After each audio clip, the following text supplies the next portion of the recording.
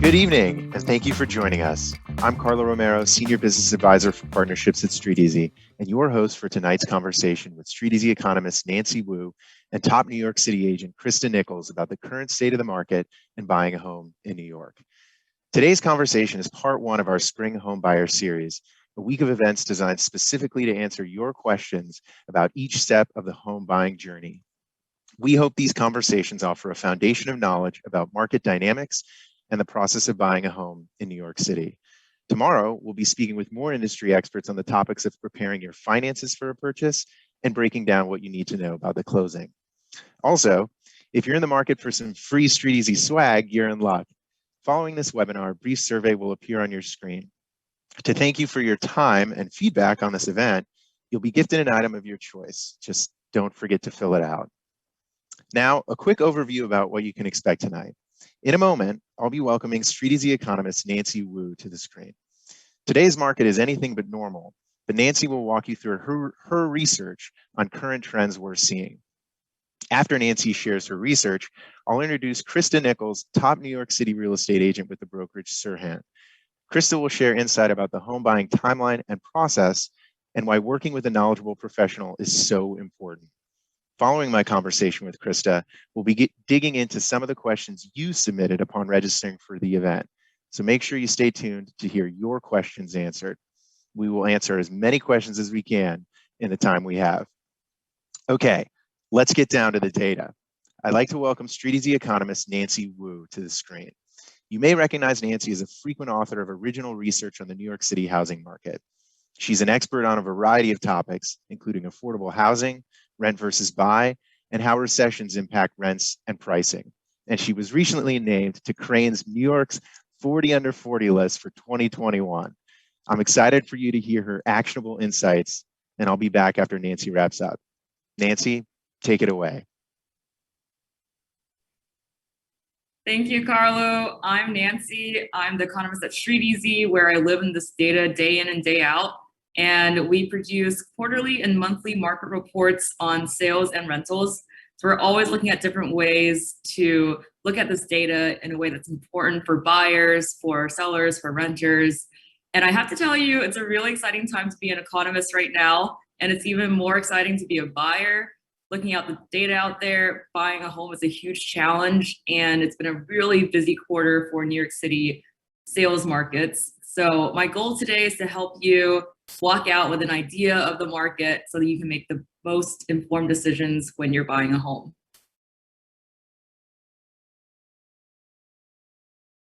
So I'll start out with a sales market overview. So it's the best way to look at the data, of course, is through these colorful charts. And they look scary, but don't worry, I will let you know the most important takeaways. We have our latest data released for the first quarter of 2021 here. And we're looking right now at the StreetEasy price index over time. Now, StreetEasy has our own way of tracing prices on the market. We control for neighborhood, for the number of bedrooms, the composition of homes on the market, so we can look at the price changes over time in a way that's more accurate than medians. So it's no secret if you're looking at homes recently that the sales market in New York City has been slowing down for quite some time now. We're entering the fourth year of the sales market slowdown, and Manhattan prices this year have been falling to 2014 levels. That's the dark blue line. Brooklyn fell to levels last seen in 2015. And what's happening in New York City right now is very different from what's happening nationally. We're going to break down why that is and what's happening on the market that's leading to this slowdown and what that means. So looking at year-over-year changes, this is the previous chart of the home prices, but the rate at which they're falling or growing each year. So Manhattan prices have been falling year over year by 5% for the past 3 years. And that's a big drop if you think about it. Brooklyn was falling about 2% year over year in 2018 and 2019, but then it just fell by 5% year over year as of 2021. So it's dropping rapidly. And Queens prices have been relatively stable compared to the other two boroughs. So these numbers reflect the supply on the market. A lot of people right now are listing their homes and looking to sell, and high supply means lower prices. But at the same time, there's a lot of interested buyers like you guys out there who have come onto the market, and we'll get to that and what that means. But first, you might be wondering, how has the pandemic impacted the sales market? So to get a sense of what's happening on the market since the pandemic, let's compare the sales market to the rentals market. That price index that we just looked at, we have one for rentals as well. It's called the rent index, and it's this dramatic blue line that's dropping. The StreetEasy rent index, you can see it's dropped much farther since the pandemic by over 13% across the city. In contrast, the sales market has been trending downwards even before the pandemic has started, and the pandemic has only exacerbated that slowdown. So we see that the rentals market is much quicker to react to economic downturns than the sales market, and the sales market slowdown is more gradual. So let's look at all the factors that influence the sales market. Pending sales, or when a sale goes into contract, it's a very good indicator of the way that the sales market is trending. And this shows us that buyer activity is rising in Manhattan, Brooklyn, and Queens. We're now a year into the pandemic, and for many buyers like you out there, it's been a year of window shopping and waiting for the right time to buy a home. Prices are coming down. There's an abundance of homes for sale. The vaccine rollout is picking up speed, and also mortgage rates now sit at their highest level in a year and may rise even more. So a lot of New York City buyers are taking all of these factors into account and have declared that now is the best time to make an offer. So as a result, we're seeing pending sales shoot up as well as prices falling. There's a lot of good deals out there, so more people are making moves right now. But even though buyers are making moves, don't worry, because even with that, inventory is still elevated. So we're hearing in the news all the time that buyers are returning to the market and that there's a huge buying rampage across the country, but that's not the case in New York City. There are a lot of buyers coming onto the market in New York City, but whereas there's a shortage of inventory across the country, there's actually been a surplus of inventory in New York City for the past 3 years. So buyers out there, you guys, you're still in the driver's seat. That means as a buyer, you have a lot of choices and you still have the power to negotiate a lot. So at StreetEasy here, we also trace the median days on market, which is how long a listing spends on StreetEasy between coming onto the market and off the market. So in fact, whereas homes are coming off the market rapidly in the rest of the country, in New York City, homes are not flying off the market. They're not spending as long on the market as they were in the height of the pandemic last year, but it's still a good amount of time, so you don't have to rush out to place an offer right this second. But keep in mind that days on market is very seasonal. We're seeing these graphs go very squiggly, so that means that homes were flying off the market in the fall. We're heading into a busy season again, so don't expect this long days on market trend to last. It will come back in the less busy seasons, but coming to the summer, I expect that homes are going to be flying off the market again. Definitely not as quick as the rest of the country, but for New York levels, it's going to be pretty competitive. Now, a price cut is when a listing on StreetEasy receives a price drop. And if you start a listing on StreetEasy, then you'll be notified that there's been a price change. And in 2021, we saw that 1 in 5 homes were discounted, which is a good amount. But in years past, we've seen that number to be a lot higher. So it turns out this is happening because sellers are pricing lower from the get-go. So remember in the first chart, we saw prices continuing to fall in Manhattan and Brooklyn by over 5% year over year. That means that sellers are pricing lower, and so they need to put less price drops as a result. And looking at the high inventory that we just saw, keep in mind that just because a seller isn't making a price cut or advertising it on StreetEasy, it doesn't mean that you can't negotiate. So even though 1 in 5 homes advertise a discount, we actually saw that in closings, 3 in 4 homes sold below ask. So you should definitely negotiate, and it might be off the market. This chart shows that there's a lot of places where homes sold at the deepest discounts, and it ranks the neighborhoods across the city where we saw the biggest discounts between asking price and closing price. So the neighborhoods with the biggest discounts were, 1 is Midtown, 2 is Jamaica Queens, and 3 is Tribeca. So in these neighborhoods, you can save over $100,000 off of $1 million property. But whether your budget is $400,000 or $4 million, you can still find big deals spread out across the city. So for example, if your budget is $400,000, Elmhurst, Queens, you can get almost 9% off on average.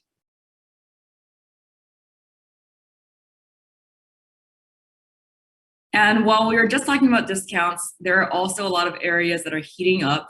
I know many of you wrote in asking about what are some up and coming neighborhoods that may make for a great investment opportunity. So every year, StreetEasy puts together a list of the top neighborhoods to watch in the coming year. These are neighborhoods to watch based on where we see the biggest growth in rents, in sales prices, and in StreetEasy user searches. So Greenpoint came out as #1 on our list. It had the highest growth in median asking prices and user searches from 2029 to 2020 of all neighborhoods in the city, even during the pandemic. A few trends that have appeared in this list, 1 is that we see Brooklyn neighborhoods have dominated. 2 is that neighborhoods that tend to be farther away from Manhattan, that have always been popular among New Yorkers who didn't need to commute, have made it onto the list now, with remote work becoming an option for more of us. And 3, a lot of these neighborhoods are pretty expensive. These areas are not cheap areas, but they made our list because even though they are already pricey, their prices are continuing to rise even during a sales market slowdown. So you might run into bidding wars in some of these neighborhoods because they were already popular, and the pandemic has made them even more popular. If you're curious about more of our neighborhood trends, and if you want to do some of your own research on where you're interested in buying, you can use our user dashboard, our data dashboard, to personalize the data, to zoom in on specific neighborhoods, to look at all of those market trends that I just talked about, and to stay informed on the factors that are most important to you. Also, be sure to visit our blog, which will have all of these analyses plus more. And feel free to follow me on Twitter and LinkedIn to stay connected. I'm also on StreetEasy's TikTok, sharing tips all the time. Thank you so much for tuning in. I wish you the best of luck in your buying journey, and I'll turn it back to Krista and Carlo. Wow. Thank you, Nancy. Very, very interesting information and interesting trends we're seeing in the market. Just got a glimpse of the data, which gives us a good picture of the current market trends. As Nancy mentioned, we encourage you to check out the StreetEasy blog, market reports, and data dashboard to stay up on the latest. And now that we feel a little bit more informed about what's happening on the market, it's time for us to dive into the home buying process. In a moment, I'll be welcoming our next guest, associate real estate broker Krista Nichols, to join me on the screen. Krista is part of the StreetEasy Experts program, which is designed to improve the real estate experience in New York by connecting home buyers and sellers with the best, most relevant agents to serve their needs. StreetEasy Experts are agents who have recent, verified experience transacting in specific buildings, building types, and neighborhoods. StreetEasy qualifies agents to join the Experts program based on their deal history and customer satisfaction scores, meaning expert agents are both deeply knowledgeable and also great to work with. Just as you see on the screen here, you'll see experts listed on a growing number of sales listings on StreetEasy. These are agents with proven experience working in specific buildings or with similar homes in that area. The real estate professionals we believe would make an ideal buyer's agent for you based on the listings you're considering. When you look at a listing on StreetEasy, you'll see the names and photos of agents we've verified as experts for that listing. You can then click on their names to see their relevant deal histories. Please note, contacting a StreetEasy expert does not obligate you to work with them. You have a choice in deciding which agent you'd like to represent you, and we encourage you to be thoughtful in that decision. Now, I'm excited to welcome associate real estate broker at Serhant and StreetEasy expert Krista Nichols to walk us through the ins and outs of the home buying journey. Krista has a wealth of experience in New York City real estate. She sold over $300 million of homes, including new developments, condos, and co-ops. Prior to joining Serhant, she was consistently ranked among Douglas Elliman's top agents, and she's appeared on TV shows including HGTV's House Hunters. And prior to real estate, she worked in finance and has an MBA from NYU. Welcome, Krista. Hi, Carlo. Thank you so much for having me. I'm happy to be here. And I'm really glad that you referred to this as a home buyer's journey, because it very much is. It's really rare that a home buyer would make an offer on the first place that they see. So I'm really looking forward to getting into more of the process with you. I just gave an overview of the StreetEasy Experts program. And one question that was asked by many attendees during the registration for the event was, what are the benefits of working with a buyer's agent? Can I do this on my own? So the short answer would be no. Buying a home is definitely an emotional process, and it's not to mention it's a huge financial decision. For many, it's the biggest purchase that they'll make of their lifetime. So given that it's very significant, there's potential for emotion to cloud good judgment. It's really important to work with an experienced professional who, has been through the process before. So you really want to work with someone who has deal experience and they're doing this regularly. Especially right now, I would say with the market moving so quickly, closed sales prices are not necessarily indicative of current activity. So that's something to keep in mind. And I think there's also real value in the way a buyer's agent is able to curate listings and really make the most and best use of a buyer's time. So they might already assemble a team for a buyer, like a lender, an attorney, a contractor, and even in some cases, an architect, a designer.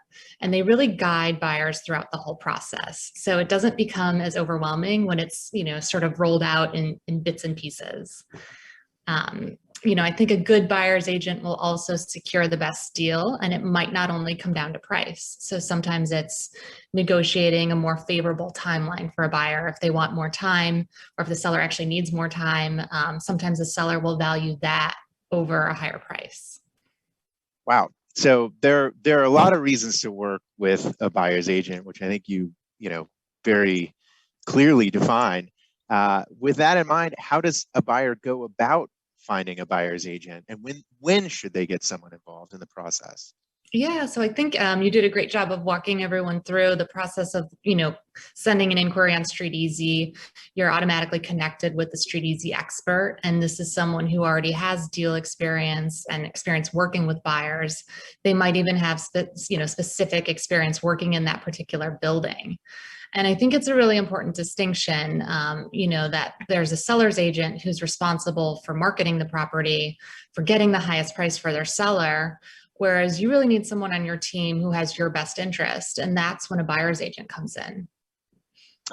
So another question we get a lot, keep going. Oh, when StreetEasy is connecting you with an expert, you can actually click on the agent and see their past deals. So some things that I would look out for are how recent the deals are. Is it in the neighborhood that you're interested in? Maybe it's even in the building that you're interested in. Sometimes other websites are misleading because it's less clear which agent has actually worked on which deal. So StreetEasy does do a nice job of streamlining that. And if you're ever referred to an agent, you can even type their name into the search bar and also see their past deal experience that way. That's a good way to find a buyer's agent who has specific and relevant experience to what you're looking for. So another question we get a lot is, how much will it cost me to work with a buyer's agent? Yeah, so it's nothing. The short answer is nothing. The seller pays all of the broker fees. So regardless if you have your own representation or not, there's no financial downside to working with a buyer's agent. And I would say, in fact, the majority of New York City transactions, a buyer would have their own representation. One of the things I was thinking about too before sitting down with you is the cost of not working with a buyer's agent.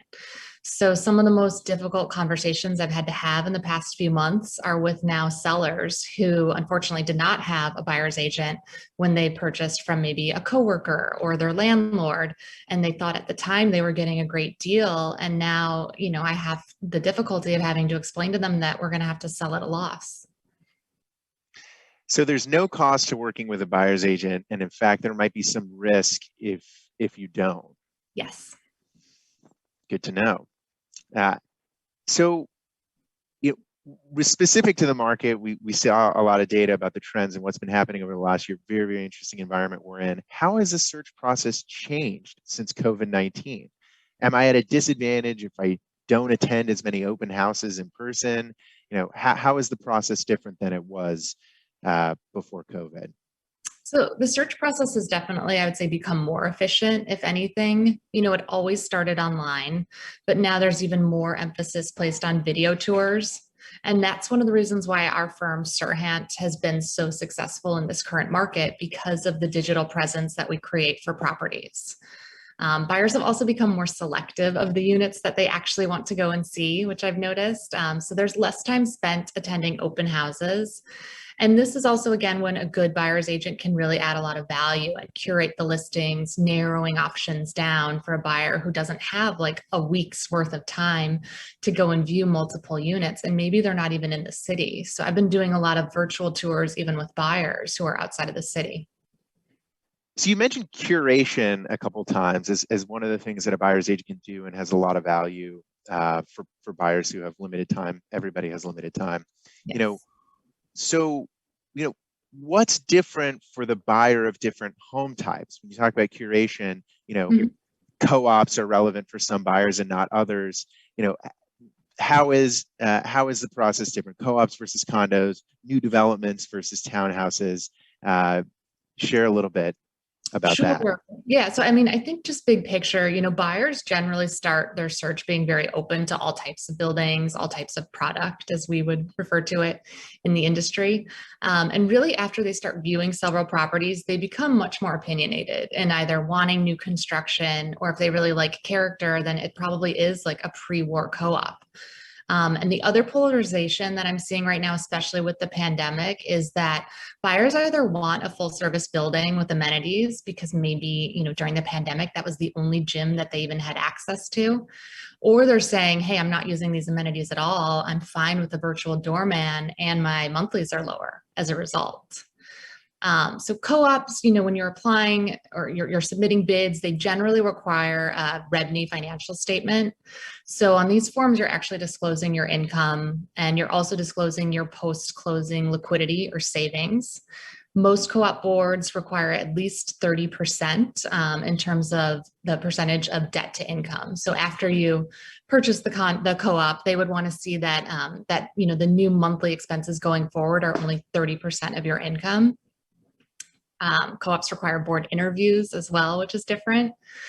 And I know you're probably wondering why people would go through such an involved process, but they get more space, right? So they would also get the character of a pre-war building as well.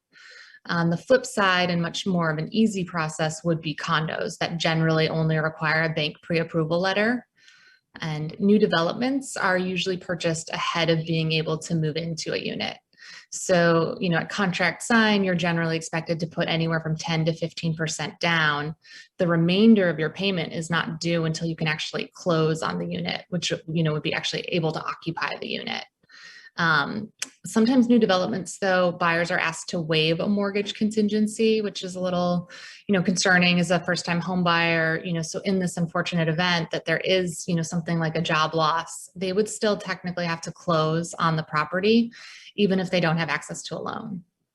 Wow, a lot on the line there.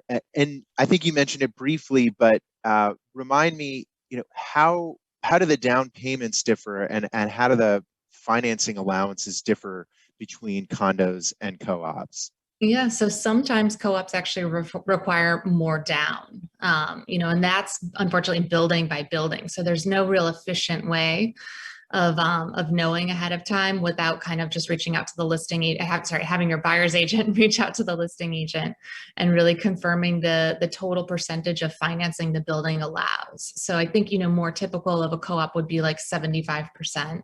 So you could expect to do 25% down versus a condo can sometimes have just 10% down. So co-ops often require larger down payments. Often, not always, but often.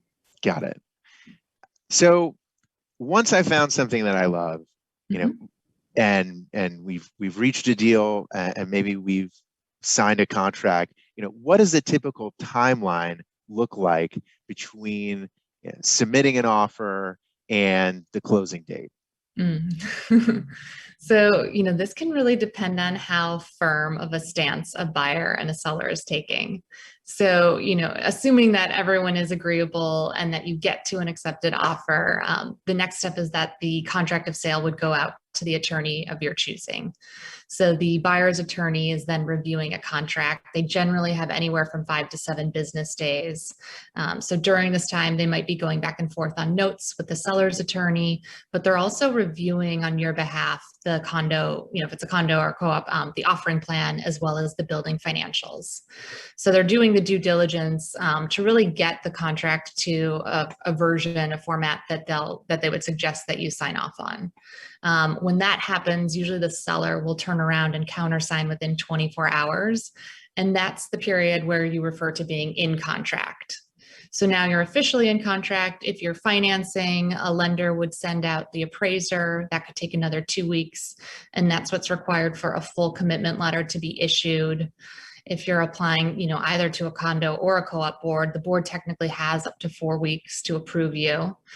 So really all in, from this moment of like meeting of minds, it could take up to 9 weeks if you're financing and less if cash.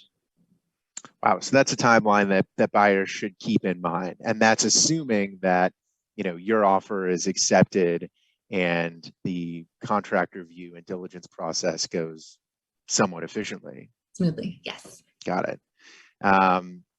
And, again, back to the current environment that we're in, overall, is the process slower right now because of COVID, or are things moving faster because of efficiencies? Things have really moved faster. So I'm seeing a lot of what Nancy mentioned with, sellers listing at lower prices. And as a result, things are going into contract, in less than 30 days.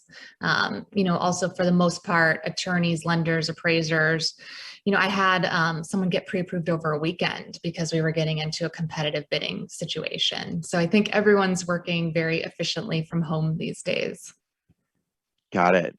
So on the weekends, the sun never sets on the New York City real estate market. Never. I see. So we have an accepted offer, contract's been reviewed, it's been signed by both parties, deposit received, fully executed, financing, we have the commitment letter, we get to the closing table. How much can I expect to spend on closing costs? So closing costs for condos are anywhere from 2 to 5%, 5% being on the higher side. And that would be if you purchased new development. And then, one step further, that would be how negotiable that developer was. In comparison, co-ops are less. Co-ops are about 2% of the purchase price. So that's something that should be kept in mind when you're looking at the listing price. Assume, did you say 2 to 5% on top of that for closing costs in addition? Yes. Got it. And again, prior to the closing, what are the typical final walkthrough things that I need to consider to protect myself? Should I hire an inspector?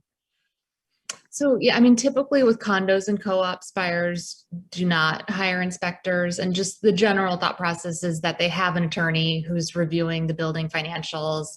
They're sometimes even reading managing agent notes. So if there was an issue specific to the unit, they would have uncovered that during their due diligence process. The standard contract of sale also stipulates that all appliances have to be in working order.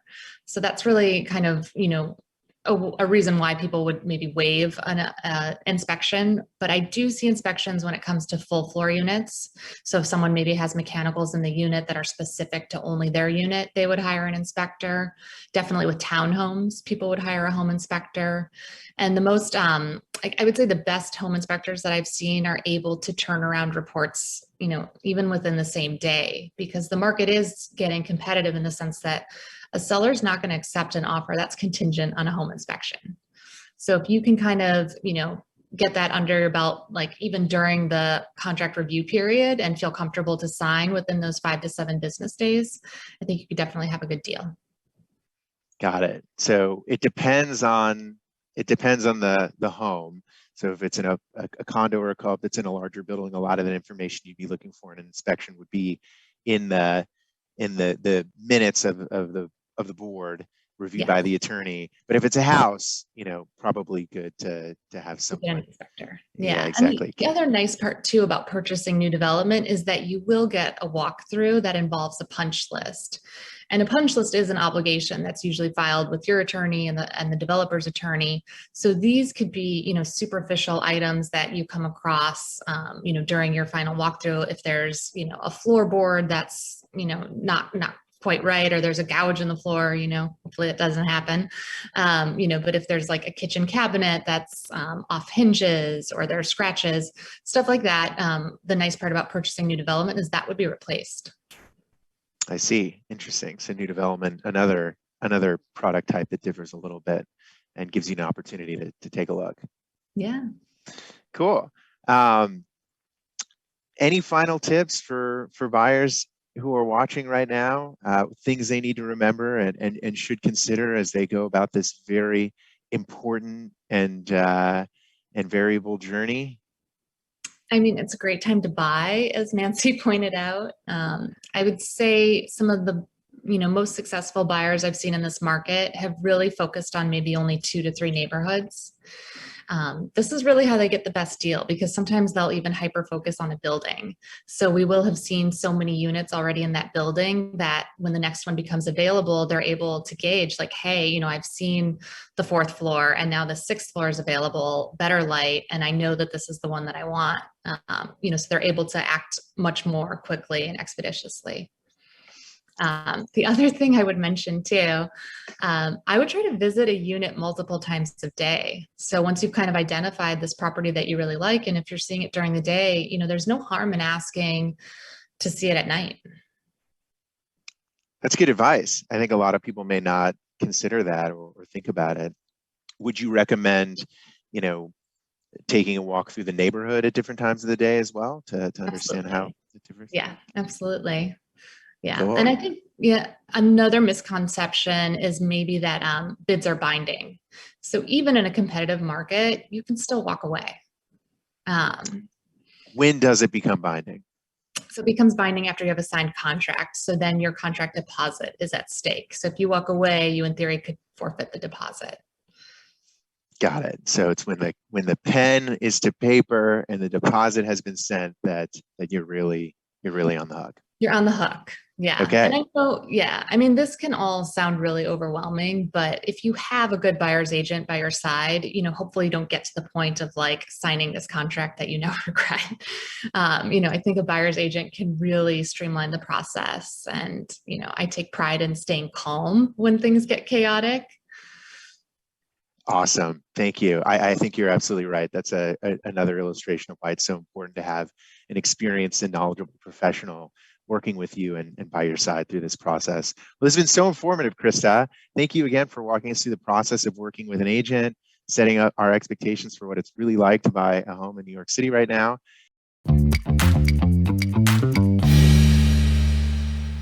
At this point, I'd love to jump into our questions from the audience. Let's invite Nancy back to the screen and dig into some of these topics for the remainder of the time that we have. So here's a question we have from Cindy. What are some tips for narrowing my home search to get the most out of what we want on our checklist while staying on budget? Maybe that's a question for Krista.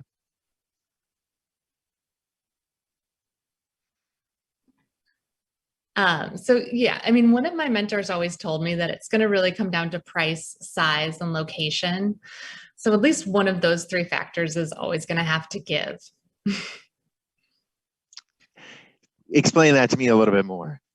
So if you have, this location in mind, you might be able to find, a property of interest, right? But maybe it's a 2-bedroom and not a 3-bedroom versus if you just went 2 blocks over. I mean, that's how nuanced our market is. That's where you could get that 3-bedroom, or, maybe it's a 2-bedroom with a home office, and that would still fit, the needs, and you would be closer in proximity to that area of interest. Got it. So maybe it's valuable to, put together a chart of priorities and rank them in order to understand, what's really a non-negotiable and what you might be willing to compromise a little bit more on. And I think it will evolve, right? So as a buyer's out, I had a buyer who was very fixated on having outdoor space, but after viewing multiple properties, she realized that she actually would prioritize having larger living space than outdoor space. So I think a lot of it is going through the process. Got it. That's why it's important to get out there and see things and work with an agent and understand what it is through experience that is a priority. Yes. Awesome. So ready for our next question, I think, or unless Nancy, you want to chime in on this as far as narrowing priorities. I know you have a lot of data on what people are looking for right now in this market. What are you seeing are priorities for buyers right now? I agree with Krista. I think figuring out what you want in New York City is all about trade-offs. And it's the difference between 2 more subway stops for an extra bedroom or extra amenities versus being in your favorite neighborhood.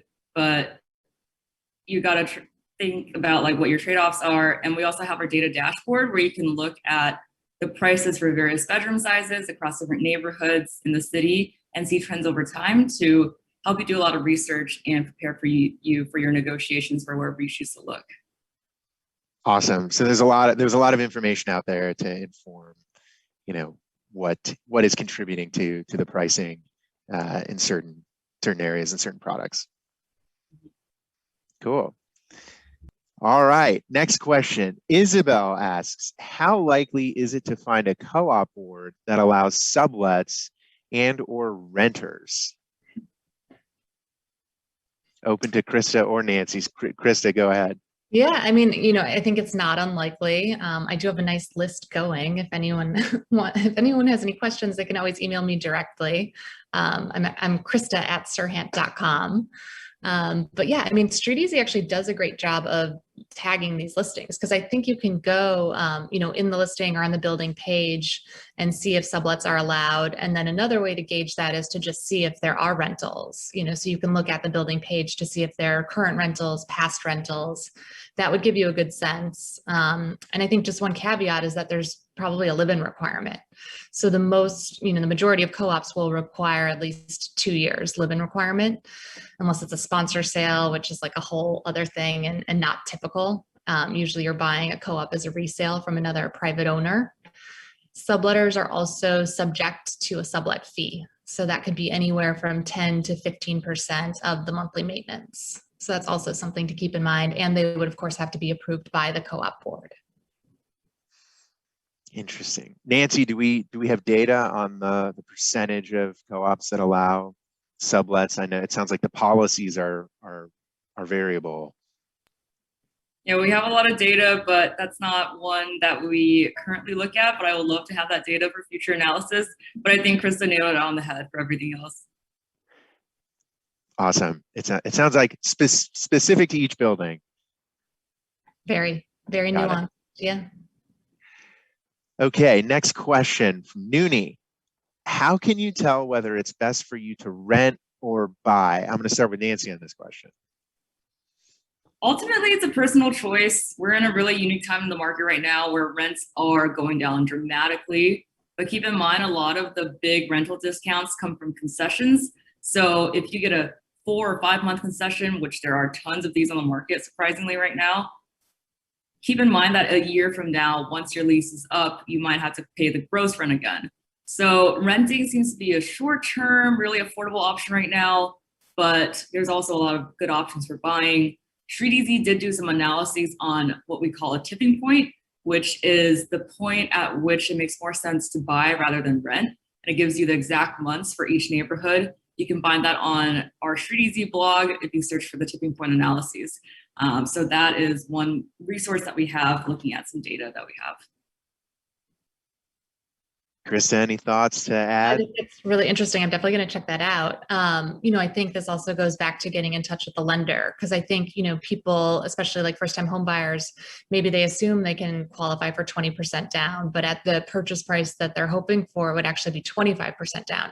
So I think really, meeting with the lender as soon as you can and ironing out those kind of details, and you might be pleasantly surprised, if you find a property that has very low carrying costs, maybe it would even be less than what you're paying in rent. In theory, it's possible. Interesting. I like the tipping point idea. I think what you're saying is it has a lot to do with the holding period. How long do you plan to own this home? And what are rents going to do during that period of time, which I think is very challenging to predict, but again, very personal to each situation. So, but good to know that we have the tools on StreetEasy where you can, enter what you're considering and do the analysis for yourself. So awesome. All right, next question from Zoe. What kind of questions should I ask the seller's agent when I visit an open house? Krista. I like this question. I think it's smart. Because I think when you're visiting an open house, it is a good opportunity to try to uncover a seller's motivating factors, which we kind of talked about earlier. It might not just be price. I'm seeing a lot of sellers that don't really know where they're going next. So maybe they would value a more flexible timeline. And I think this is really that sort of like opportunity where you can sort of quiz the listing agent and really gauge more of a sense of the seller's motivations. I would also still consult with your buyer's broker because oftentimes the listing agent and the buyer's agent will have more of like a broker to broker real conversation as well. But I don't think it hurts for you to ask at the open house at all. Good. So it's okay for a buyer to ask the seller's agent directly when they're on a showing with their buyer's agent, some of these questions that they might have, and then perhaps consult with the buyer's agent in advance about some questions that might be better to convey through their buyer's agent to have a more agent to agent conversation that could potentially bring out some more valuable information. Yes, I would agree. Cool. Awesome. Next I also want to question. plug really quickly that there are open houses now that everyone can visit in person, of course, but StreetEasy did launch a lot of 3D tours that you can look at first before going to an open house in person. And that is one digital trend from the pandemic that I think will save buyers and renters a lot of time going into the future. That's a really good point. And that is, again, perhaps something that has changed forever, that the 3D home tour is becoming an integral part of the listing, and there's even more information available for a buyer to experience the home without necessarily going on an open house. Good. Thank you for highlighting that. All right, next question from Thomas. How do I negotiate the purchase price and figure out the seller's bottom line? For me? Nancy's obviously seeing a lot of the negotiability, but I do think it's important to consult with your buyer's agent on how low of an offer price that would still warrant a counter. If the offer price is too low, the seller could write it off. And, this market, it's so dynamic, right? So like what's considered low 3 weeks ago is very different than what's considered low this week. So I think that's where you can really rely on a buyer's agent for how aggressive you can submit a first bid. Going back to the last question, what are some of the things that would indicate to you where that opening offer might make sense? Days on market, for example. Yeah, hands down days on market. Mm-hmm. Yeah. And how does that differ? So, the market's been so efficient right now that I kind of know, if something's in now, like week 3, week 4, that there's room on price, right? Because buyers would have basically gobbled it up at full ask, within those first 2 weeks, if it was priced to the market. But if something's been on the market for 1 day and you offer, 50% off the asking price, you may not get a response. Would that be fair to say? Might not get a counter. Yeah. Unless that seller really needs to sell, to purchase their new home and values, having, bird in the hand instead of two in the bush. You're probably not going to get a counter. They would rather just let the market, write it out. Nancy, what are your thoughts? You shared some data about discounts and negotiability earlier. I would say to do your research and drive the data. We have on our data dashboard all of this info about what is the median closing price for every neighborhood, as well as the sale to list price ratio, which is the ratio between the asking price and the final closing price. So using that data, you can have a sense of what in which neighborhoods for which bedroom sizes, for co-ops and condos, what's the typical discount that you can expect to negotiate. And from those lists of neighborhoods that we showed, we have the really competitive ones where you can expect there to be a lot of other people countering offers as well. And then we have the neighborhoods like Midtown that have a lot more inventory, really high discounts where you can maybe push a little bit more. Got it. So check the data first, do your research, understand, how long a listing's been on the market and in what neighborhood it's in, and how the trends are very different for depending on the neighborhood. Got it. Cool. Next question. What neighborhood is currently most undervalued? But I think Nancy, you had touched on that earlier.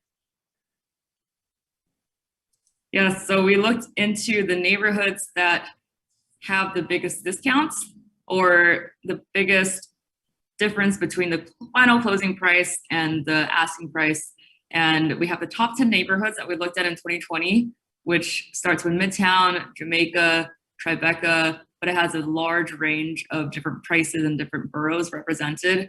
So that's what I'm thinking about for best value or undervalued. But there are also a lot of neighborhoods that are up and coming for our other list, the 2021 neighborhoods to watch, starting with Greenpoint, Prospect, Lefferts Gardens. These are neighborhoods that are undervalued in the sense that their prices are still growing rapidly. So even during the pandemic, we saw prices rising in these areas. So those are good opportunities as well, but it really depends on what you're looking for. Got it. And just remind us one more time where we can find those neighborhoods to watch. So these will be in the presentation, as well as we have a full report on these in the StreetEasy blog. Okay, awesome. Check out the StreetEasy blog for the 2021 neighborhoods to watch. Well, I think we're at time. I hope everyone's learned something in today's session and feels a little more prepared to navigate the buying process in New York.